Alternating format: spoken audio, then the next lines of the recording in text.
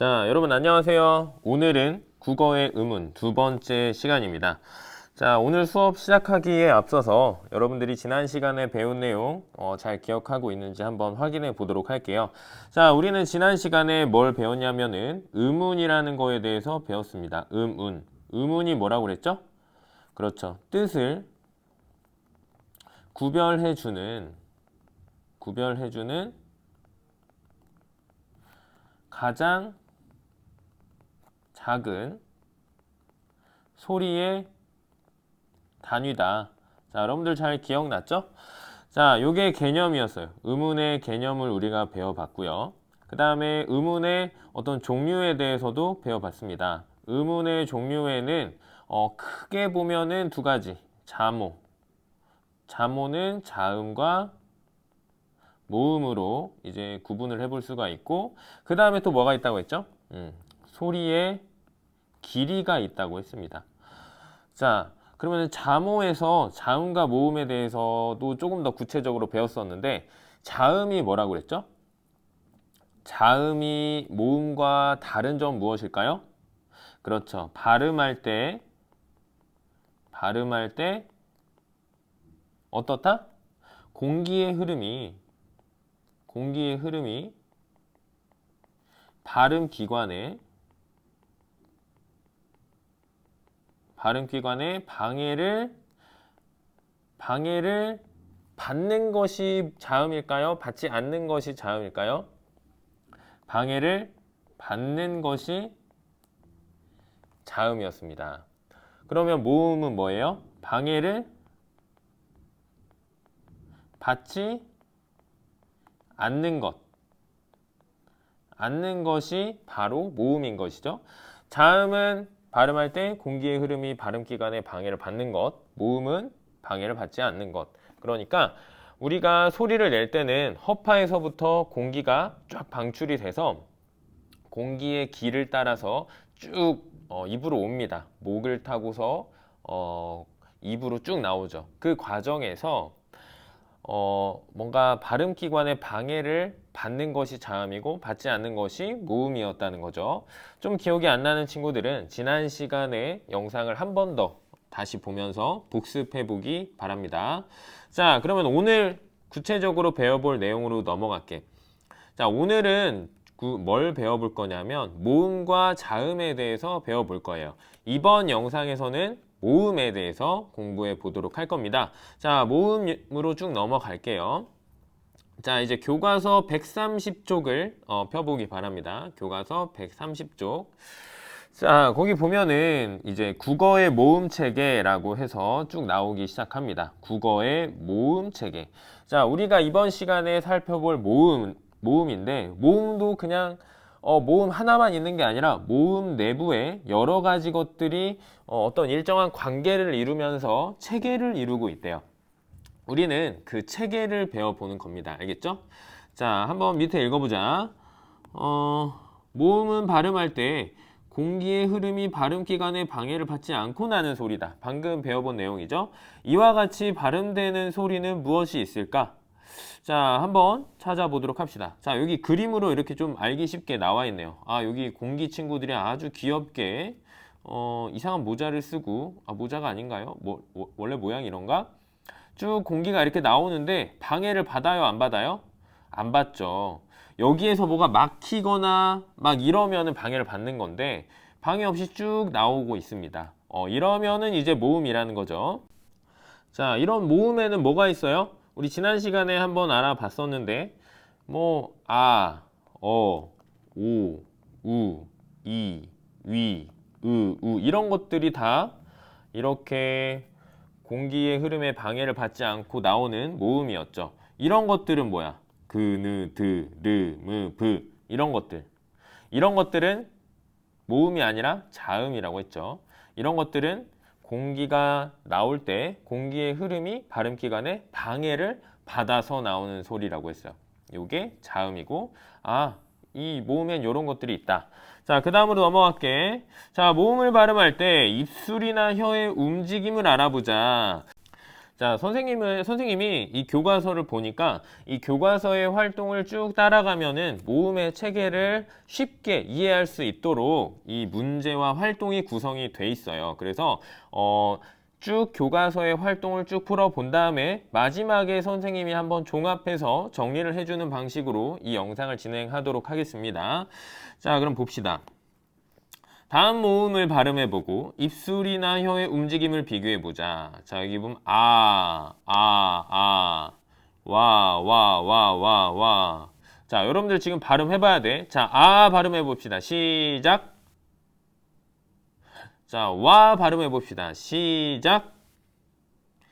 자, 그러면은 여기에서 선생님이 질문을 하나 할게요. 아와 와 중에 발음을 하면서 입술이나 혀가 움직이는 소리는 뭐였죠? 아가 입술이나 혀가 움직였나요? 아니면 와가 입술이나 혀가 움직였나요? 자, 뭐였을까? 다시 한번 발음해보면서 생각해보세요. 자, 해봤죠? 정답은 와입니다. 와. 우리가 아를 발음할 때는 입술이나 혀의 움직임이 없어요. 그런데 와를 발음할 때는 맨 처음에는 요런 입모양, 자 여기 이 친구 입 보이죠? 요런 입모양으로 시작하다가 요런 입모양으로 끝납니다. 그러니까 와는 좀 쉽게 생각하면 처음에는 오 발음으로 시작했다가 끝에는 아 발음으로 끝나는 거야. 그쵸? 그래서 요 아 발음은 입술이나 혀의 움직임이 없다. 와 발음은 혀나 입술의 움직임이 있다라는 걸 우리가 알 수 있습니다. 자, 그 밑에 보자. 이를 바탕으로 하여 보기의 모음을 입술이나 혀의 움직임에 따라 나누어 보자 라고 이야기를 했습니다. 자, 그러면 우리가 요 8개의 모음을 직접 발음을 해보면서 여러분들이 입술이나 혀의 움직임이 있는 것 없는 것 구분을 해보는 거예요. 같이 한번 발음을 해보면서 생각을 해보자.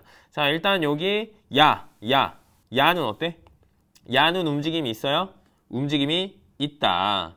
처음에는 이로 시작하지만 끝에는 입모양이 아처럼 돼요. 그래서 이 아를 빨리 발음하면 야 발음이 되기도 합니다. 야야야야야야야야 자 이렇게 되는 거예요. 알겠죠?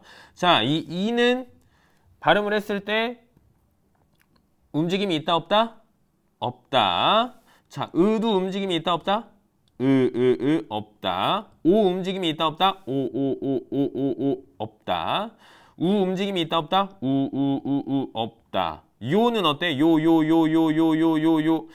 움직임이 있다. 처음에는 이처럼 발음하지만 나중에는 오처럼 발음하는 게 바로 요입니다. 마찬가지로 유도 발음할 때 움직임이 있다. 처음에는 이처럼 발음하지만 마지막에 얘는 뭘로 발음이 끝나요?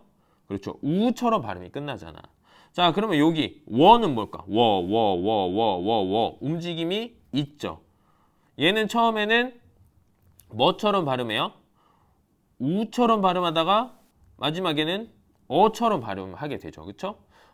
이런 거예요. 알겠죠? 자, 그러면은 자, 여기 한번 적어보자. 자, 발음할 때 입술이나 혀가 움직이지 않는 것은 이, 오, 우다. 그 다음에 혀가 움직인다.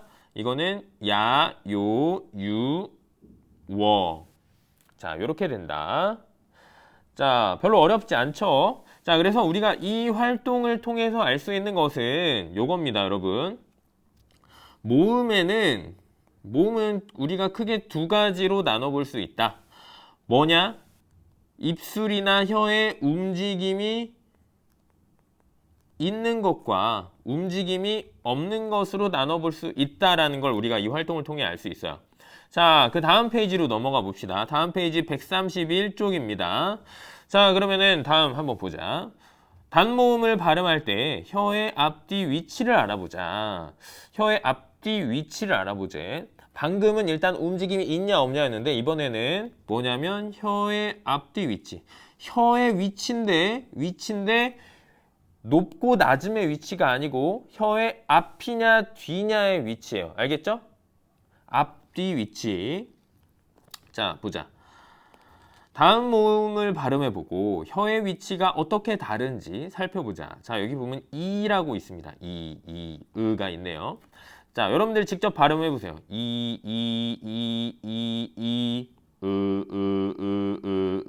자, 이 발음하다가 발음으로 전환해 봅시다. 이렇게 발음을 해봤어요. 자, 여러분들 발음할 때 어때요? 혀의 위치가, 혀의 앞뒤 위치가 어땠나요, 여러분? 여기 한번 풀어보자. 자, 발음할 때 혀의 최고점이 앞쪽에 있다, 뒤쪽에 있다?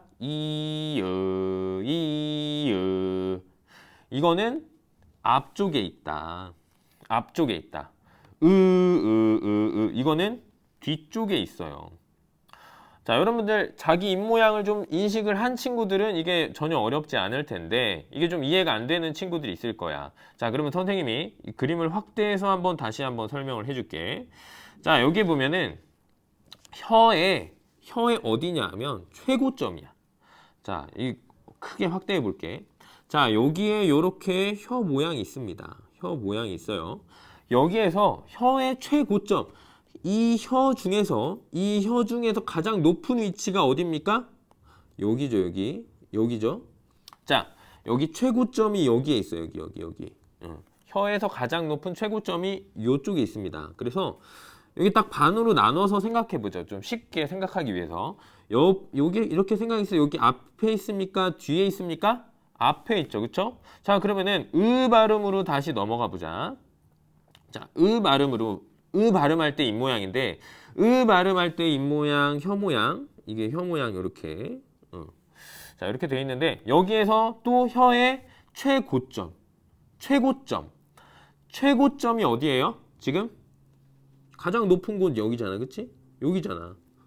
혀의 최고점 여기야. 자, 이 반으로 딱 잘라서 생각해 보자. 자, 앞에 있습니까? 뒤에 있습니까? 뒤에 있죠. 그쵸? 자, 그래서 이를 발음할 때는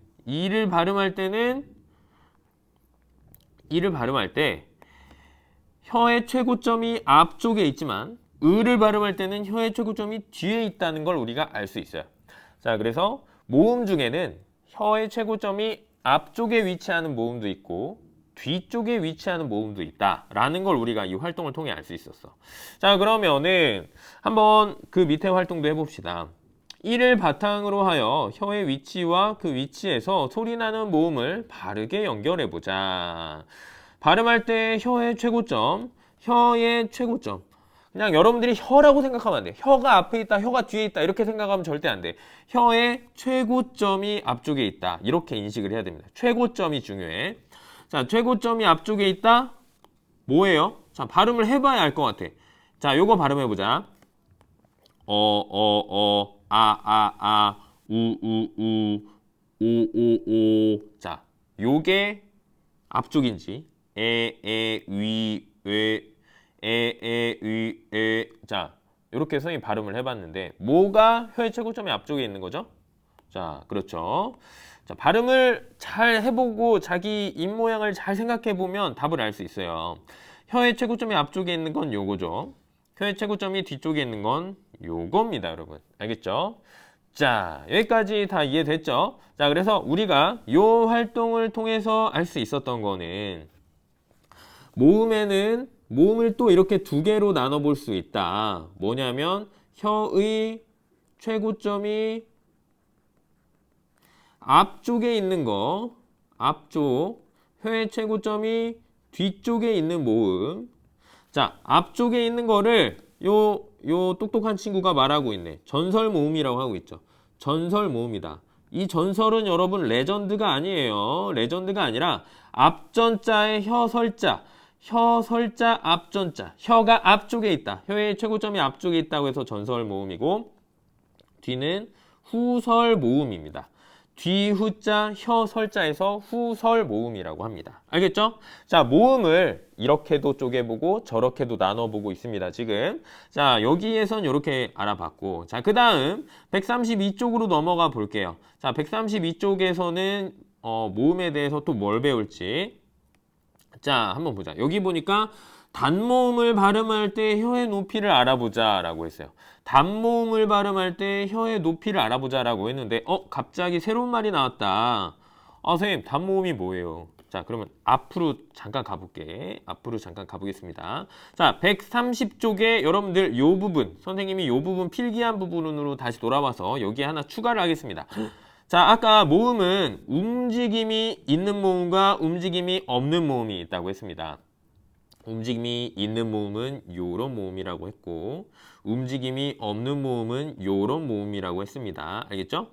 자, 요 움직임이 있는 모음을 우리는 이중 모음이라고 합니다. 이중 모음.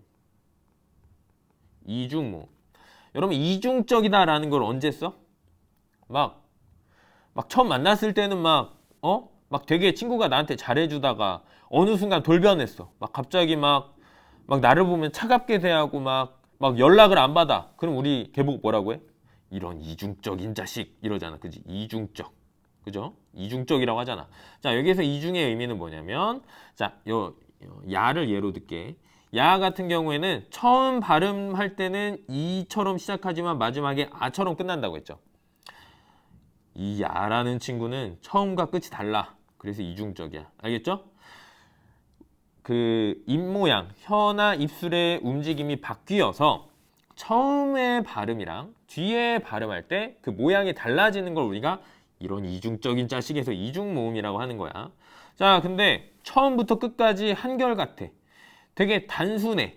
변하지 않아. 그런 친구들을 우리는 단모음이라고 합니다. 알겠죠? 단모음. 아 발음해봐. 처음과 끝이 같잖아. 그쵸? 처음과 끝이 같아. 그쵸? 여러분 이런 친구를 사귀어야 돼. 처음과 끝이 같고 한결같은 친구. 자, 그래서 단모음은 움직임이 없는 것, 이중모음은 움직임이 있는 것이다. 자, 이렇게 정리를 하고 다시 132쪽으로 넘어오도록 하겠습니다. 자, 단모음의 개념 알았죠? 단모음의 개념은 발음할 때 혀나 입술의 모양이 변한다 안 변한다? 변하지 않는 모음이다. 이거 필기해 놓으세요, 여러분. 선생님이 아까 알려줬는데 왜 여기다 또 필기할 것 같아? 이게 하나하나 다 반복하면서 여러분들 머리에 남는 거야. 자, 보자. 다음 모음을 발음해보고 혀의 높이가 어떻게 달라지는지 살펴보자. 자, 요번 활동에서는 우리가 혀의 높이에 대해서 배우는 거야. 혀의 높이. 자, 여기 보면 의도 그렇고 어도 그렇고 아도 그렇고 다 단모음입니다. 단모음이에요. 자, 이 단모음 친구들을 발음하면서 혀의 높이를 한번 생각해보자. 자, 먼저 으를 발음해보세요. 자, 그 다음에 그 다음에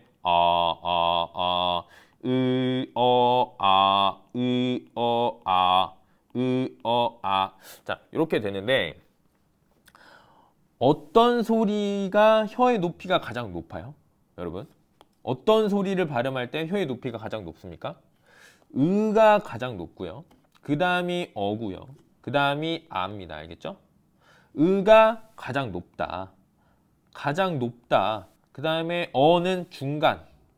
그 다음에 아는 낮아요. 알겠죠? 아. 선생님, 저는 이해가 안 되는데요. 자, 그런 친구들을 위해서 한 번 더 설명해 줄게요. 자, 선생님이 엄청난 그림 실력을 발휘해서 또 그림을 한번 그려보겠어. 자, 사람의 얼굴을 반으로 뚝 자르면은 자, 요렇게 자, 요런 어떤 그림이 완성이 됩니다. 이게 자, 요게 치아입니다. 치아. 이 친구 이가 썩었어. 이렇게 치아, 여기 치아야, 치아. 알겠죠?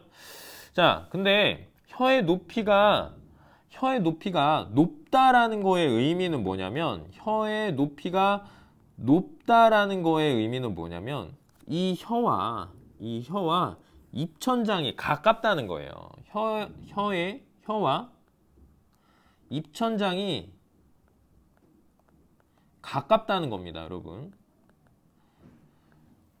그러니까 우리가 뭐 혀의 높이가 높다고 해서 자로 얘가 얼마나 바닥에서 떠 있는지 이런 걸 우리가 측정할 수가 없잖아. 그냥 느낌으로 이제 높다, 중간이다, 낮다 이렇게 우리가 얘기를 하는 건데 혀와 입천장의 높이가 그 사이가 좁아. 그러면은 혀가 요렇게 되겠지, 그치? 여기가 좁아. 근데 혀와 입천장과 혀의 높이, 그 거리가 멀어. 그럼 요렇게 되겠지. 그러면은 상대적으로 낮은 거지. 여기 혀의 위치가 요렇게 돼서 입천장과의 거리가 좁으면 상대적으로 혀의 위치가 높은 거라고 볼 수 있는 거고. 자, 요렇게 생각을 하면 됩니다. 자, 다음 밑으로 내려가 볼게. 이를 바탕으로 하여 보기의 모음을 혀의 높이에 따라서 나누어 보자. 자, 기역은 이, 에. 리은은 위, 웨. 그 다음에 디귿은 오, 우. 자, 요게 다 지금 여러분 다 단모음이야, 단모음. 다 단모음입니다. 단모음. 자, 요거 다 단모음이야, 얘들아. 알겠죠? 그러면 여기에서 똘똘한 친구들은 이상한 걸 발견했을 거야. 그게 뭐냐면, 선생님, 이거는 이게 왜 단모음이죠? 이거는 단모음 같지 않은데요? 이거 발음하면 위라고 해서 처음에는 우를 발음하지만 마지막에 이처럼 발음하고, 요거는 발음하면 왜라고 해서 처음에는 오처럼 발음하지만 마지막에 에나 에처럼 발음하잖아요. 이거 이상한데요? 이건 단모음이 아닌 것 같은데요? 자, 요렇게 생각을 했으면 여러분 정말 이제 똘똘한 거야.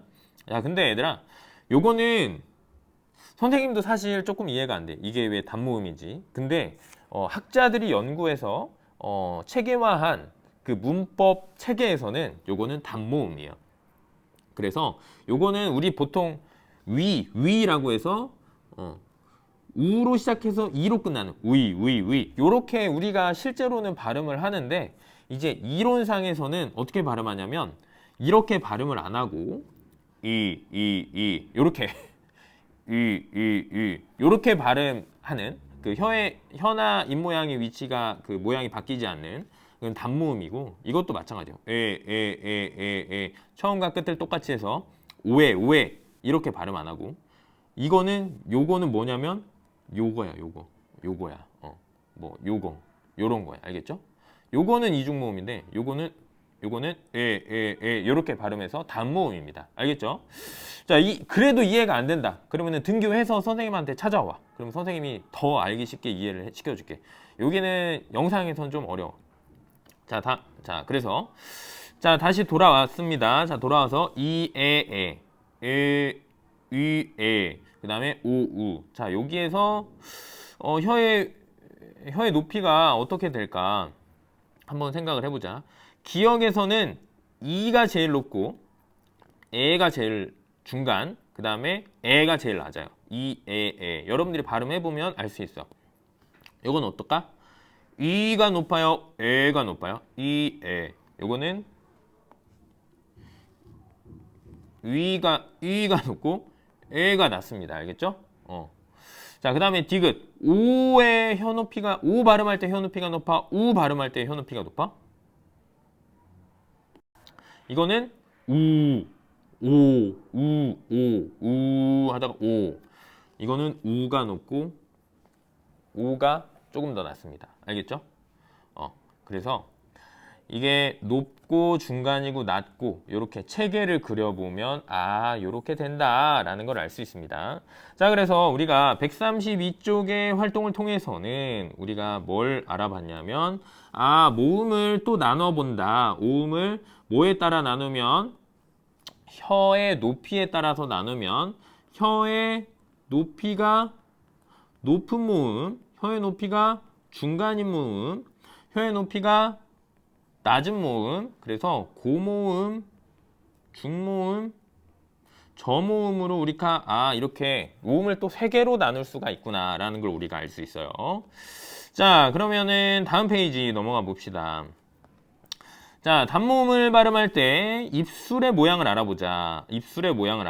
우리가 앞에서 혀의 최고점의 위치가 앞이냐 뒤냐를 알아봤고, 그 다음에 혀의 높이가 고모음이냐 중모음이냐 저모음이냐를 알아봤다면, 오늘이 아니라 이번 활동에서는 입술의 모양에 따라서 또 나눠보는 거야. 입술의 모양에 따라서 어떤 것들이 있는지 알아보는 거야. 자, 한번 보자. 다음 모음을 발음해보고 입술의 모양이 어떻게 다른지 살펴보자 라고 되어 있죠. 자, 한번 발음해봅시다.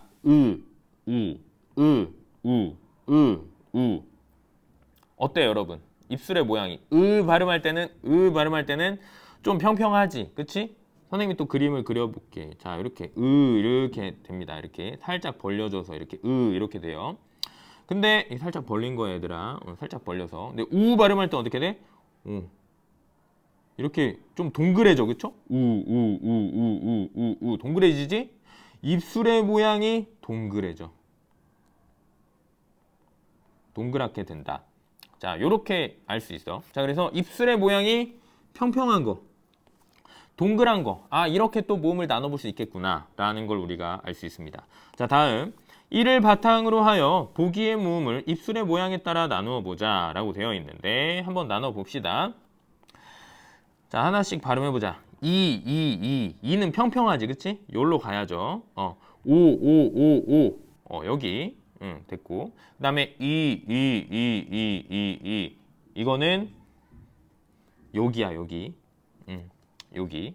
그 다음에 이게 위가 어떻게 발음하는 거냐면 얘들아, 이를 발음하는데 입술을 동그랗게 모으는 거야, 얘들아.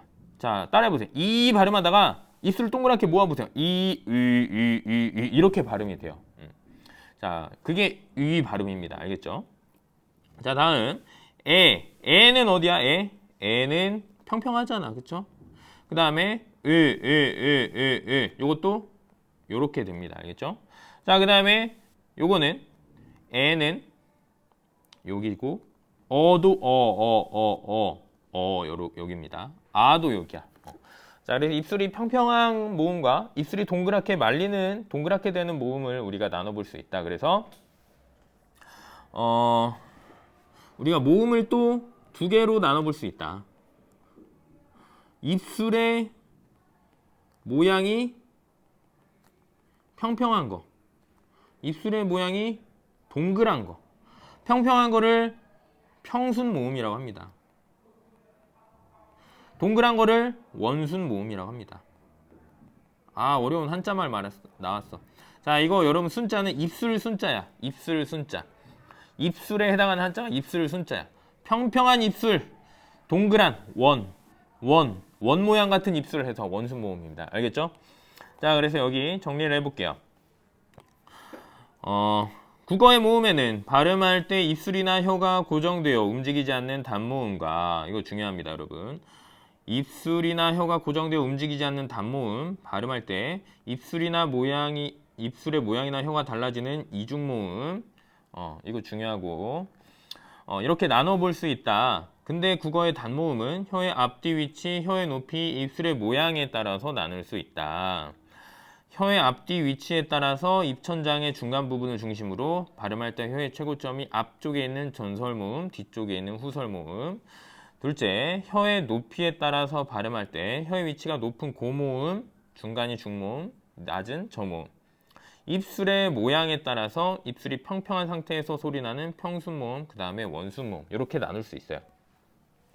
요 체계를, 단모음의 체계를 이렇게 정리하면 요 표가 됩니다, 여러분. 요 표가 됩니다, 여러분. 요 표가 되는데, 요 표가 좀 중요해요, 여러분.